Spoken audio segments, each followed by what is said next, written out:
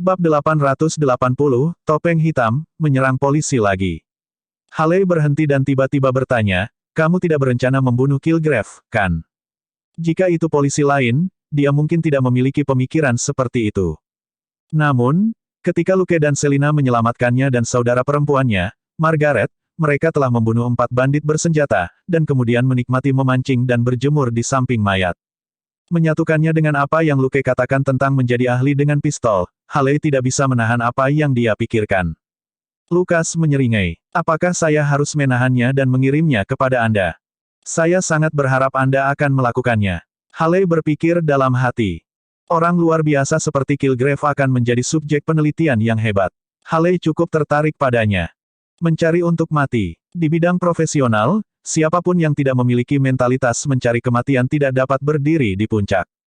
Misalnya, tidak mudah bagi Luke untuk dipromosikan sebagai detektif tanpa risiko ditembak. Jika Luke tahu apa yang dia pikirkan, dia pasti akan mengkategorikannya sebagai orang gila. Tentu saja, dia tidak akan pernah memberi Kilgrave kesempatan untuk hidup. Dia bertekad untuk mendapatkan kemampuan orang ini, bahkan Yesus tidak akan mampu membuat Kilgrave tetap hidup.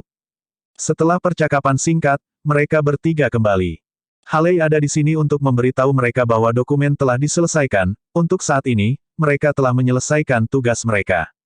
Pasangan itu akan tinggal di sini lebih lama. Mereka ingin memastikan bahwa putri mereka akan diperlakukan dengan baik, jadi mereka sudah pergi bersama staf untuk memeriksa lingkungan. Jadi, 3 mobil pergi ke sanatorium, tetapi hanya 1 yang tersisa. Mereka berdua bergegas ke apartemen Molly dan mengumpulkan rekaman pengawasan apapun yang bisa mereka dapatkan sebelum mereka kembali ke rumah.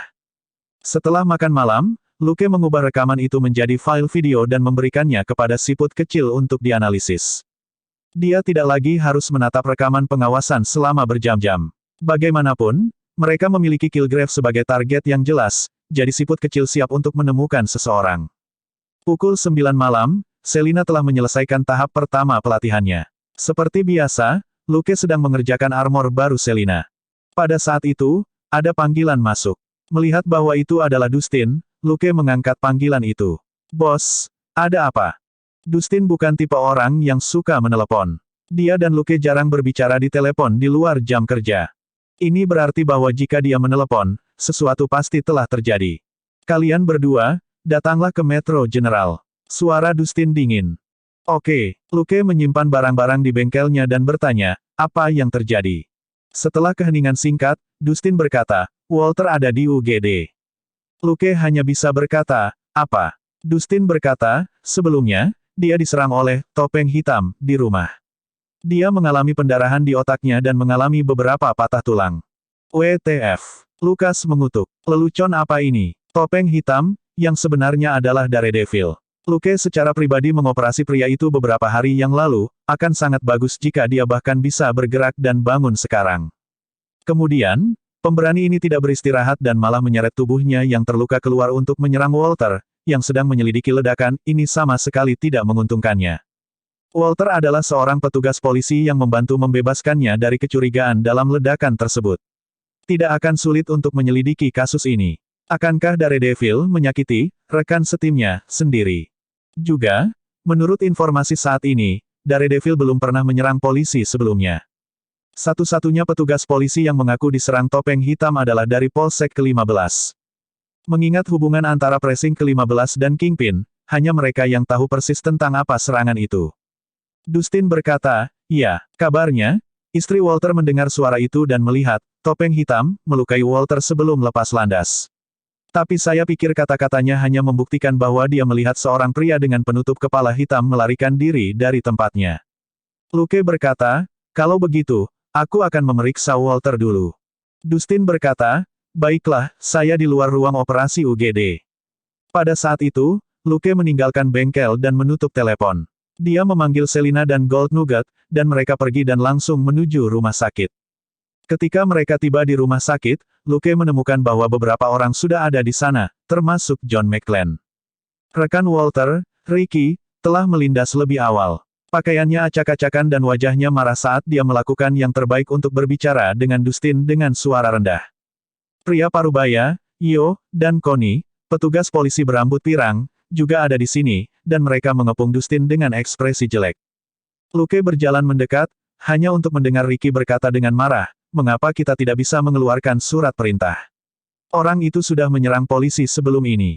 Dustin berkata, Anda meminta saya untuk memerintahkan penangkapan, topeng hitam, itu, tetapi topeng hitam yang melukai Walter malam ini hanyalah seorang pria dengan penutup kepala hitam. Ricky, Anda sudah menjadi polisi begitu lama, saya tidak perlu mengingatkan Anda betapa besar masalah itu jika kita membuat asumsi sebelumnya tentang target. Petik 2. Ricky berkata, aku tahu, tapi ini pasti ada hubungannya dengan topeng hitam itu. Selama kita menangkapnya, kita akan bisa mendapatkan informasi darinya, apakah dia penjahat atau saingannya. Dustin berkata, sebuah surat perintah telah dikeluarkan sebelumnya untuk penangkapan topeng hitam. Apakah ada yang menangkapnya? Apa gunanya saya mengeluarkan surat perintah penangkapan lagi? Untuk memverifikasi bahwa kita adalah jenis sampah yang sama dengan precinct ke-15. Ricky tercengang. Itu adalah kantor polisi ke-15 yang telah mengeluarkan surat perintah itu, dan semua orang dalam hati tahu masalahnya dengan itu. Pada saat itu, Luke dengan tegas menyela adegan konflik internal yang tidak nyaman ini. Bos, bagaimana kabar Walter? Dustin menggelengkan kepalanya. Dia masih dirawat. Saya hanya bisa bertanya kepada para medis yang mengirimnya ke sini. Kondisinya tidak optimis. Lukas mengerutkan kening. Tidak optimis berarti pensiun karena cedera ringan atau meninggal karena cedera serius. Berpikir cepat, dia berkata dengan tegas, Bos, bisakah saya pergi ke rumah Walter? Itulah tempat terbaik untuk mulai mencari petunjuk. Dustin merasa lega. Dia sudah ingin mengatakan itu, tapi Ricky sudah gelisah sampai gila karena luka parah Walter.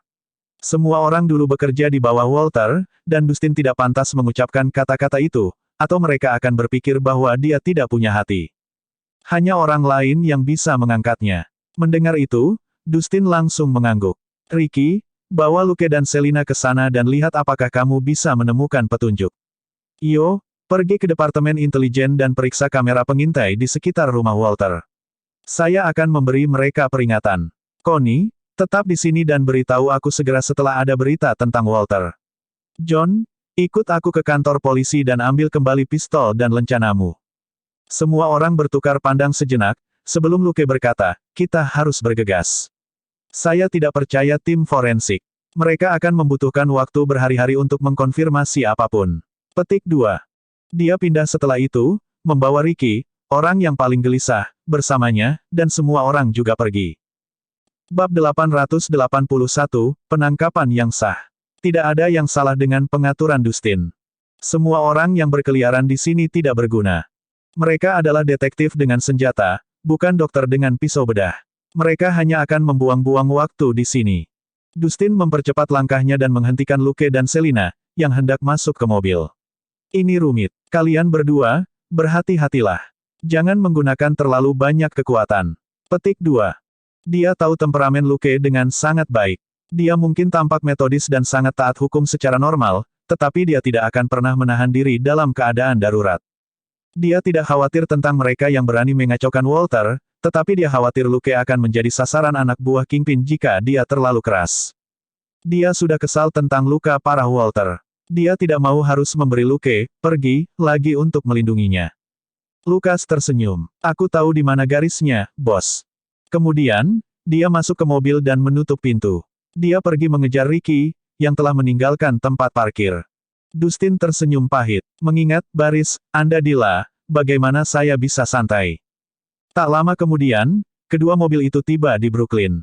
Tempat ini berada di sisi timur jembatan Brooklyn.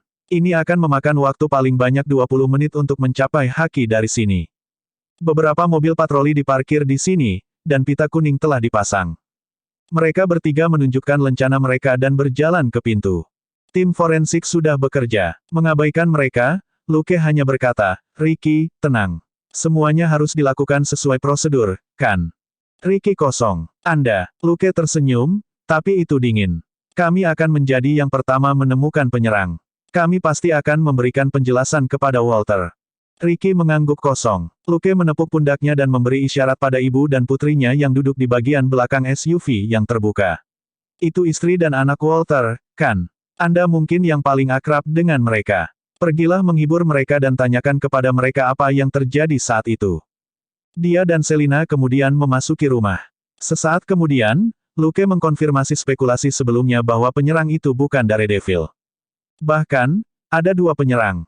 Namun, istri Walter hanya melihat satu pria dengan penutup kepala hitam. Dilihat dari pemandangan di dalam rumah, tidak ada perkelahian yang sengit, itu adalah penyergapan. Tidak mungkin istri Walter melihat serangan itu terjadi dari ruang tamu dan dapur. Jika dia berada di lorong, bagaimanapun, dia juga bisa berakhir di rumah sakit. Bagaimanapun, dia hanyalah seorang wanita paruh baya biasa. Pengaturan ini juga tampak disengaja. Keluarga seorang polisi adalah alat yang sempurna untuk menekan departemen kepolisian. Serangan terhadap Walter harus diselesaikan dalam beberapa hari. Jika tidak, orang-orang di biro detektif dan bahkan petugas garis depan akan tidak puas dengan Dustin dan Haki. Orang yang memasang jebakan ini tidak melakukannya secara mendadak. Dustin dan NYPD tidak punya banyak waktu untuk menyelesaikan kasus ini. Untungnya, Luke tidak membutuhkan banyak waktu. Dia dengan cepat menggeledah rumah dengan hidung mancungnya, sebelum dia memanggil Selina, dan menelepon Elsa. Mereka kemudian pergi untuk menyapa keluarga Walter, lalu mengetahui detail apa yang terjadi saat itu dari Ricky. 20 menit kemudian, Elsa menelepon kembali. Luke segera memanggil Ricky, dan mereka berangkat lagi. Ricky mau tidak mau menghubungi Luke melalui komunikasi. Kemana kita akan pergi? Luke berkata, untuk menangkap para tersangka. Kendalikan dirimu saat bertemu dengannya nanti. Jangan keluarkan senjatamu dan bunuh dia. Itu akan terlihat buruk dalam laporan. Ricky, apa? Kali ini, kedua mobil itu tidak menyalakan lampu atau sirene mereka. Mereka berkendara selama 7 atau 8 menit sebelum berhenti di depan sebuah gedung apartemen tua. Luke turun dari mobil dan memberi isyarat pada Selina sebelum dia masuk ke gedung. Ricky pun turun dari mobil dan menatap Selina. Apa yang dilakukannya? Selina berkata, melakukan penangkapan, tetapi prosesnya mungkin sedikit intens. Kita tunggu saja di sini. Ricky, sesaat kemudian, ada ledakan di lantai 3. Itu bukan suara tembakan, tapi suara pintu yang diketuk terbuka. Ada teriakan keras, yang kemudian diikuti oleh ledakan teriakan. Walkie-talkie di dalam mobil berdengung. Selina, beritahu Ricky untuk memanggil tim forensik untuk memeriksa tempat itu. Ricky, Luke tertawa dingin. Jangan khawatir. Segera setelah saya menunjukkan lencana saya, mereka mulai mengeluarkan senjata mereka. Mereka tidak akan bisa lolos dari tuduhan menyerang seorang petugas polisi. Saat Ricky dan Selina sampai di lantai 3, Selina langsung melangkah maju dan memborgol orang yang digendong Luke. Luke memborgol orang lain pada saat yang bersamaan. Melempar penjahat yang tidak sadarkan diri ke satu sisi, Luke berjalan ke arah Ricky. Dia berkata dengan suara rendah, ada satu set pakaian hitam di dalamnya, termasuk kerudung hitam. Ada noda darah pada mereka. Wajah Ricky menjadi gelap. Itu mereka. Luke berkata, jangan terburu-buru. Dapatkan tim forensik di sini dulu. Awasi mereka, atau seseorang mungkin merusak bukti. Aku akan membiarkan Yo menangani interogasi. Dia pandai berurusan dengan penjahat, kan? Petik 2. Ricky menggertakkan giginya dan mengangguk. Jangan khawatir. Bahkan jika Yo tidak bisa melakukannya, John pasti bisa. Lukas berkeringat. Anda hanya ingin langsung membunuh mereka, bukan? Jika John kehilangan kesabaran, kedua penjahat ini akan berakhir dengan patah tulang kecil. Setengah jam kemudian, Yo menatap Luke dan Selina dengan heran, dan pada dua orang yang diseret masuk. Bagaimana kamu menemukan mereka? Luke menjelaskan, saya meminta seseorang memeriksa rekaman pengawasan sekitar waktu serangan. Saya melihat Ford 98 hitam yang kebetulan lewat di rumah Walter saat itu. Menggunakan mobil, saya melacak keduanya. Petik 2. Betulkah? Yo masih curiga. Itu adalah metode yang sangat normal untuk memecahkan sebuah kasus, tetapi untuk menemukan petunjuk dalam waktu sesingkat itu benar-benar membutuhkan keberuntungan yang luar biasa. Lukas mengangguk. Kami tidak menemukan senjata pembunuh di apartemen, tapi ada jaket hitam dan tudung dengan darah yang belum dibersihkan. Saya sudah menyuruh Ricky untuk pergi ke forensik dan menunggu hasilnya. Selama dipastikan bahwa itu adalah darah Walter, tidak ada kesalahan. Anda perlu menemukan beberapa orang yang dapat diandalkan untuk mengawasi keduanya. Jangan biarkan mereka mati tanpa alasan. Saya tidak percaya mereka dalangnya. Yo mengangguk dengan sungguh-sungguh dan mengeluarkan ponselnya. John, kembali dan mulai bekerja. Setelah Yo menutup telepon, Luke berkata dengan suara rendah, apakah Anda benar-benar akan membuat John kembali? Akan merepotkan jika mereka terbunuh. Lebih baik membiarkan mereka hidup untuk saat ini. Yo menatapnya kosong sejenak, dan mendekat untuk berkata dengan suara rendah, jangan bilang kamu sering melakukannya. Bab 882, Interogasi yang sah. Bagaimana mungkin polisi secara sah membunuh seorang tersangka di ruang interogasi? Tentu saja, itu adalah trik yang sama yang pernah digunakan Luke untuk memikat tersangka agar mengambil pistolnya. Metode ini bisa disederhanakan secara signifikan, dia bisa memasukkan pistol ke tangan tersangka sendiri, kemudian, dengan suara tembakan, dunia akan damai. Petugas yang terlibat paling banyak akan diturunkan jabatannya setelah dilakukan penyelidikan. Selama tidak ada rekaman, dan bersikeras bahwa tersangka malang pergi untuk pistol, keraguan akan terkubur. Luke berkata dengan sungguh-sungguh, kami adalah petugas penegak hukum. Tentu, kita harus benar-benar mematuhi aturan departemen. Aku hanya mengingatkanmu. Yo, apa kau membual? Apakah Anda pikir kami tidak akrab dengan bisnis ini? Kami biasanya tidak menggunakannya. Pergi dengan wajah jijik, Yo tetap bergumam pada dirinya sendiri, orang ini tidak naif seperti kelihatannya. Mengingat bagaimana orang ini telah membunuh lebih dari 50 bandit bersama dengan John, Yo merasa itu wajar. Jika seorang detektif aneh seperti ini disembunyikan oleh konvensi, mereka pasti sudah dibunuh oleh penjahat sejak lama. John kembali dengan sangat cepat. Dia terkejut dengan efisiensi kantor polisi. Sebagian besar waktu, mereka masih harus bergantung padanya untuk menggali tersangka. Kali ini, dia baru saja memukuli penjahat kedua dan belum mendapatkan informasi yang berguna sebelum dia disuruh kembali untuk menginterogasi seorang tersangka. Berjalan ke ruang interogasi, dia melirik ke arah ruang observasi. Siapa di sana? Yo berkata, jangan khawatir. Ini Connie, Luke, dan Selina. John bertanya, di mana kepala desa? Dia bilang dia melapor ke direktur, dan tidak akan muncul di sebelah selama 1 jam berikutnya, kata Yo. John mengepalkan tinjunya dan menatap tersangka. Dia meremehkan kita, bukan? Ikuti aturan lama. Melihat tinju seperti karung pasir John, Yo menelan ludah. Tunggu, apakah Anda perlu saya untuk mengingatkan Anda bahwa itu adalah saya terakhir kali? Bingung, John menatapnya. Apakah itu? Yo berkata, wajahku bengkak selama seminggu. Saya harus menjalani diet cair selama beberapa hari, dan kehilangan 5 pon. Kamu benar-benar lupa. Johan menepuk dahinya. Maaf, mungkin aku masih pusing karena semalam. Yo berkata, diam, ini baru tengah malam, dan malam belum berakhir. Berdiri di sini, kataku. Petik 2. John, mudah. Kami masih harus menyelidiki kasus ini. Yo berkata, jangan khawatir, wajahmu akan bengkak paling lama 3 hari. John berkata, oke, 3 hari kalau begitu. Dengan itu, dia menutup matanya dan berdiri di depan Yo. Bang! F***. John mengutuk dan melangkah mundur sampai dia menabrak dinding. Kau pasti membalas dendam. Pasti akan bengkak selama lebih dari 3 hari. Yo perlahan menarik tinjunya. Itu juga yang kamu katakan padaku terakhir kali. Menggosok pipinya yang bengkak, John berdiri dan mengeluarkan pistolnya. Oke, ayo mulai bekerja. Yo mengeluarkan kunci dari sakunya dan berjalan ke arah tersangka yang tercengang. Bidik dengan benar. Jangan pukul aku. John menyeringai. Jangan khawatir. Aku pandai dalam hal ini. Tersangka melihat kunci dan tiba-tiba menyadari apa yang mereka lakukan. Dia berteriak ngeri, jangan. Jangan datang ke sini. Tidak, jangan. Jika ada waktu lain, dia akan mengira mereka sedang berakting. Namun, dia telah ditangkap sebagai tersangka karena menyerang seorang petugas polisi. Juga, dia memang telah memukul seorang petugas polisi dengan tongkat, yang berarti bahwa pria itu tidak bercanda. Di sebelah, Luke dan Selina masing-masing mengisap permen lollipop, dan mereka saling mengangguk sambil berdiri dengan tangan bersilang di depan cermin. Luke menghela nafas kagum. Lihat betapa profesionalnya dia. Mengambil pukulan dan menyematkannya pada tersangka, dan kemudian melanjutkan ke langkah berikutnya. Seperti yang diharapkan dari seorang detektif berpengalaman, dia memiliki gerakan yang solid. Namun, Selina mengerutkan kening. Jika kita melakukan hal yang sama, apakah kamu akan memukulku, atau aku akan memukulmu? Saya tidak ingin wajah saya bengkak selama seminggu. Lukas mengangkat bahu. Pukul saja aku. Saya lebih tahan. Selina mengangguk puas. Baiklah, aku akan berlatih untuk mengontrol kekuatanku dan menahan pembengkakan hingga 2 hari. Saya tidak berpikir kita akan sering menggunakan ini. Petik 2. Luke berkata dengan santai, memiliki pilihan lain tidaklah buruk.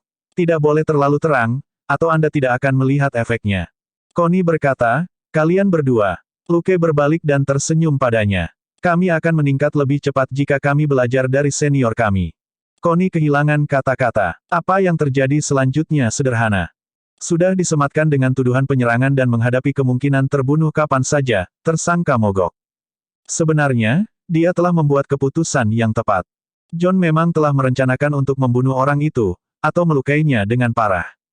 Dia berjudi pada fakta bahwa ini masih tersangka, bagaimanapun juga. Tersangka tidak memiliki peluang seperti itu. Tapi apa yang terungkap dari interogasi itu tidak baik. Mereka tergabung dalam geng bernama Blood School, dan merupakan petarung profesional. Bos mereka bernama Billy Jordan. Menyerang Walter adalah tugas yang diberikan bos mereka, Billy. Blood School hanyalah sekelompok preman yang tinggal di daerah Brooklyn. Ada 50 anggota inti, dan lebih dari 100 preman tersebar. Setidaknya ada 100 geng semacam itu di Brooklyn, dan tidak satu pun dari mereka yang berhubungan langsung dengan Kingpin. Tidak ada cara untuk menangkap Kingpin dengan pernyataan mereka. Dustin sudah muncul di ruang observasi, dan dia mendengarkan pengakuan dari dua tengkorak darah dengan wajah gelap. Luke membungkuk dan berkata dengan suara rendah, orang yang merencanakan ini terlalu berhati-hati dan membersihkan dirinya sendiri dengan baik. Kecuali jika Billy memberitahu kita siapa orang itu, ini tidak akan ada hubungannya dengan dia.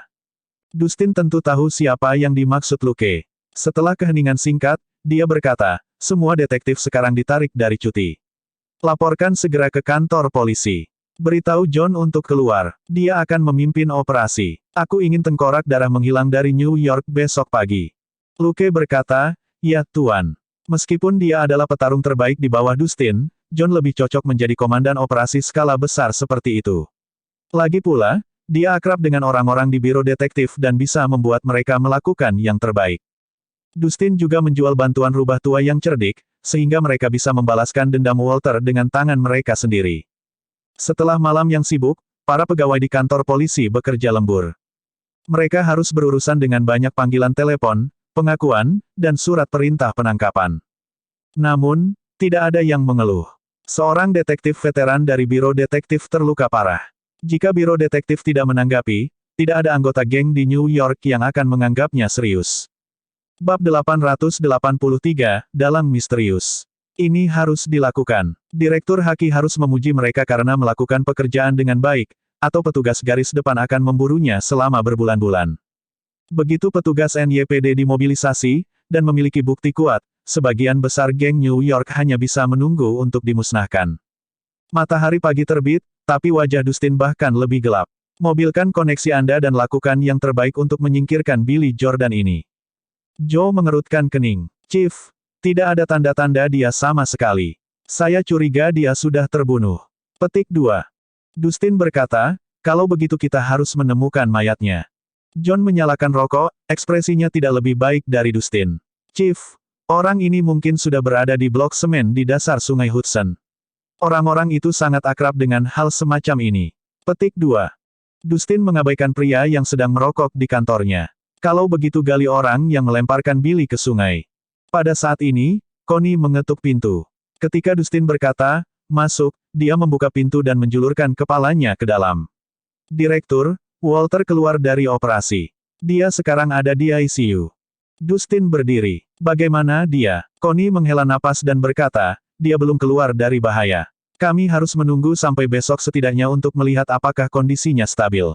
Dustin mengangguk. Apakah kamu mengirim seseorang untuk menjaga keluarganya? Connie mengangguk. Javier dan Ryan sudah ada di sana. Mereka akan mengirimi stasiun sinyal keamanan setiap 10 menit. Dustin mengangguk. Katakan pada mereka untuk tidak ceroboh. Dengan itu, dia melihat orang-orang di ruangan itu. Apa yang masih kamu lakukan di sini? Menungguku memberimu makan siang. Hari masih pagi, bahkan jika mereka makan, itu akan menjadi sarapan. Dustin jelas tidak senang dengan keberadaan orang-orang ini di kantornya, terutama pria yang merokok tanpa sedikit pun kesadaran diri. Tapi orang ini mungkin petarung terbaik kedua atau ketiga di bawahnya. Dia hanya bisa menahan diri. Luke menyenggol Selina dengan sikunya, dan mereka segera pergi. Dustin sedang dalam suasana hati yang buruk. Luke tidak ingin terjebak dalam baku tembak. Semua orang berhamburan. Berjalan keluar dari ruangan, John menghentikan Luke dan menepuk bahunya dengan kuat. Kerja bagus malam ini. Namun, jika Anda melakukan hal lain, ingatlah untuk menelepon saya. Paling tidak, Aku bagus sebagai cadangan. Luke mengangguk sambil tersenyum dan meninju bahu John dengan ringan. Jangan khawatir, aku akan meneleponmu jika ada kesempatan. Jika tidak ada atau tidak tepat waktu, saya hanya bisa meminta maaf, tambahnya dalam hati. John berkata, kalau begitu, terima kasih. Lukas berkata, tidak perlu. Walter adalah kolega saya juga. Petik 2. Setelah berpamitan dengan John, Luke dan Selina pulang. Dia dan Selina telah bekerja lembur tadi malam, jadi mereka bisa tidur siang. Anggota tengkorak darah semuanya berada di pusat penahanan Haki. Ada banyak pemula dan veteran di biro, dan mereka semua menunggu untuk mengumpulkan pengalaman dan pujian dari sekelompok sampah ini. Orang-orang yang cakap ini tidak peduli dengan interogasi. Sesampainya di rumah, Gold Nugget sedang menonton TV di ruang tamu. Melihat mereka berdua kembali, itu mulai merengek. Luke berkata, oke, kebetulan kita belum sarapan. Tapi apakah kamu tidak punya camilan tadi malam? Petik 2. Nugget emas menyalak. Luke berkata, baiklah, kamu sudah mencernanya. Gold Nugget kembali dengan sendirinya tadi malam ketika Luke dan Selina bekerja lembur. Ketika pergi dengan mereka di masa lalu, pada dasarnya akan pulang pada tengah malam. Bagaimanapun, itu adalah seekor anjing, dan akan gelisah jika tidak tidur. Luke dan Selina juga tidak membutuhkannya untuk begadang semalaman. Mereka mandi, sarapan, dan membereskan berkas-berkas yang mereka bawa pulang dari stasiun. Selina adalah orang pertama yang berhenti bekerja. Tidak ada cara untuk mengaitkan kasus ini dengan Kingpin. Kejahatan itu dilakukan di daerah Brooklyn, dan bos yang menyewa para penyerang menghilang. Bahkan jika dia yang memesannya, dia membersihkan jejaknya dengan sangat baik. Petik 2. Lukas mengangguk. Agar dia bisa hidup lebih dan lebih nyaman di bawah tekanan FBI, DEA, dan NYPD, tentu saja orang itu harus mampu. Jika tidak, Rico akan lama mengirimnya dan antek-anteknya ke penjara. Meskipun ada tidak kurang dari 1,4 juta gangster di Amerika Serikat, mereka tidak seglamor film-film dalam kehidupan Luke sebelumnya. Ambil LAPD dan NYPD, misalnya. Hanya markas besar yang memiliki Biro Investigasi Kejahatan Terorganisir, dan hanya memiliki kurang dari 100 orang. Divisi kejahatan besar pada dasarnya berada di bawah yurisdiksi Biro Investigasi Kejahatan Terorganisir. Lagi pula, gangster sering melakukan perampokan dan pembunuhan. Dan bisnis mereka yang paling umum adalah perdagangan narkoba, yang berada di bawah lingkup DEA. Lebih jauh lagi, dengan liputan nasional FBI, departemen terkait juga bisa ikut campur.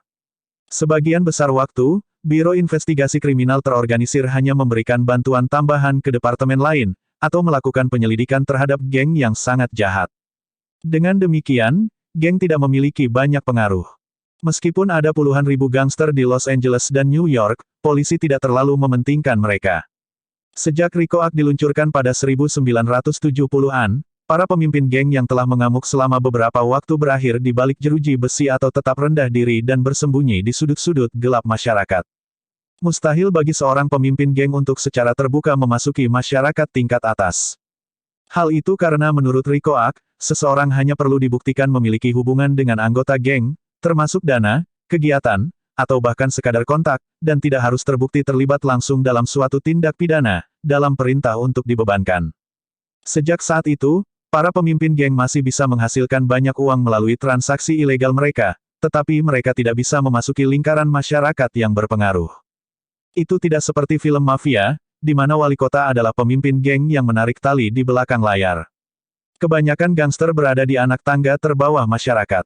Hanya dalam keadaan luar biasa, seperti gempa di California, polisi akan memperhatikan mereka untuk menghindari kerusuhan massal. Selebihnya, mereka hanya bisa tenggelam ke dasar masyarakat yang gelap, seperti lumpur di kolam, dan mati membusuk. Bahkan jika sesekali terjadi tembak-menembak atau pembunuhan, mereka akan segera menetap kembali seperti lumpur di dasar danau, dan tidak ada yang akan memperhatikan mereka lagi. Dalam hal itu, keberadaan Kingpin sangat langka. Jangkauan penguasa kejahatan yang terkenal ini telah meluas ke badan-badan pemerintah di banyak kota selama bertahun-tahun, namun tidak ada yang tahu bagaimana menghadapinya. Itu karena tidak ada yang tahu persis siapa atau di mana Kingpin berada. Meskipun banyak petugas polisi eksekutif telah mendengar nama Wilson Greenfish, pencarian nama ini atau yang serupa di seluruh Amerika Serikat tidak menghasilkan kecocokan untuk Kingpin. Jelas, nama Wilson Greenfish, seperti gelar Kingpin, bukanlah nama yang biasa digunakan Raja Kejahatan ini dalam operasinya sehari-hari. Bab 884, Arti Hidup V, dan Undangan Pesta Haley. Alasan mengapa banyak gangster memanggilnya Kingpin adalah karena dia sangat pintar. Tidak ada yang tahu di mana otak besar ini, dan tidak ada yang bisa menghubungkan identitas aslinya dengan geng, jadi dia ditekan oleh RUU Rico. Selama hampir 1 dekade, lembaga penegak hukum federal dan lokal telah mencari Kingpin dan melakukan beberapa penangkapan. Bahkan ada beberapa kasus di mana penyebaran berita tentang penangkapan Kingpin. Tapi setelah Kingpins itu dimasukkan ke balik jeruji besi, sekutu dan pasukan Kingpin tidak pernah melambat dalam operasi mereka. Ini hanya membuktikan bahwa Kingpin yang sebenarnya masih memperluas kerajaan bawah tanahnya dari tempat yang aman. Mustahil bagi seorang jenius seperti dia untuk disingkirkan menggunakan geng kelas 3 seperti Tengkorak Darah. Bahkan IRS, yang dikenal sebagai lembaga penegak hukum terberat di Amerika Serikat, tidak bisa berbuat apa-apa terhadap Kingpin. Lagi pula, tidak ada yang tahu siapa dia. Lembaga penegak hukum hanya bisa memotong cabang ketika menyangkut operasi Kingpin. Segera, geng baru atau anggota geng inti akan keluar dari penjara dan mengambil alih posisi kosong ini. Luke telah mengumpulkan informasi intelijen tentang Kingpin sejak pertarungannya dengan Bullseye, tetapi tidak belajar banyak. Jelas bahwa dalang ini adalah lawan yang tangguh. Baginya, masalah terbesar biasanya bukanlah siapa musuhnya, tetapi di mana dia berada. Kebetulan Kingpin pandai menyembunyikan identitasnya seperti Luke. Memikirkan Kingpin, dia berkata, beristirahatlah lebih awal. Kita akan keluar malam ini. Apakah kita akan menyerang pasukan Kingpin? Selina sedikit bersemangat. Dia sudah terlalu lama menganggur. Luke berkata, meskipun tidak mungkin kita bisa mengusirnya, kita harus memotong tentakelnya dan membuatnya sedikit menderita. NYPD harus tentang hukum, tetapi V bisa mendiskusikan makna hidup dengan para penjahat. 5 hari kemudian, New York tetap damai seperti biasanya. Namun, hal-hal besar terjadi setiap malam. Dari Manhattan ke Brooklyn ke Queens, lusinan geng besar dimusnahkan. Setengah dari sarang penuh dengan mayat, jumlah orang yang masih hidup bisa dihitung dengan satu tangan. Setengah lainnya penuh dengan orang-orang yang terluka dan lumpuh. Hanya dalam 3 hari, bahkan NYPD pun ketakutan. Jika ini terus berlanjut, mungkin ada kerusuhan geng. Sejak hari ketiga dan seterusnya, semua petugas NYPD ditarik dari cuti, dan jumlah mobil polisi yang berpatroli di daerah-daerah utama berlipat ganda. Sayangnya, itu tidak ada gunanya. Dalam 2 hari berikutnya, gangster masih sekarat dan menderita kiri, kanan dan tengah. Kamar mayat NYPD penuh, dan jumlah pasien yang pergi ke rumah sakit karena patah tulang meningkat drastis. Bahkan Biro Detektif harus berhenti menyelidiki Kingpin dan mulai menyelidiki penyebab gelombang serangan berdarah baru-baru ini. Seperti orang lain, Luke dan Selina pergi bekerja setiap hari, mewawancarai saksi mata dan memeriksa rekaman pengawasan. Yang benar adalah bahwa ketika dia dan Selina bermain di pegawai negeri selama beberapa hari terakhir, wawancara saksi mata dan rekaman pengawasan semuanya adalah untuk mencari orang gila bernama Kilgrave itu. Tetapi untuk beberapa alasan, pria ini tiba-tiba menghilang baru-baru ini. Tempat terakhir Luke dan Selina melacaknya adalah Sungai Hudson, tempat Kilgrave pergi dengan kapal pesiar. Jalur menjadi dingin setelah itu. Sungai Hudson begitu besar dan angin dingin bertiup dari waktu ke waktu, dengan cepat menghilangkan baunya. Hidung tajam dengan demikian tidak ada gunanya di sini. 6 hari setelah Walter diserang, Haley menelepon dan meminta Luke pergi ke Kings Park Sanatorium. Dia telah mendapatkan beberapa petunjuk dari Molly, yang ingin dia berikan kepada Luke. Yang terpenting, ada sketsa Kilgrave. Melihat MK kecil di sudut kanan bawah sketsa yang jelas, Luke tersenyum. Apakah Margaret menggambar ini? Sepertinya dia tidak belajar menggambar dengan sia-sia. Haley menatapnya sambil tersenyum. Apakah Anda membutuhkan saya untuk menyampaikan pendapat Anda tentang keterampilan menggambar padanya? Lukas mengangkat bahu. Tidak masalah. Saya tidak berpura-pura mengerti seni. Haley kehilangan kata-kata tentang betapa jujurnya petugas itu. Rasa malu sulit didapat dengan orang-orang yang memiliki pemahaman yang jelas tentang kekurangan mereka, dan mereka biasanya berkulit tebal. Dia menemukan Luke semakin menarik. Dia tampan dan lembut. Siapapun akan berpikir bahwa dia adalah orang yang berbudaya.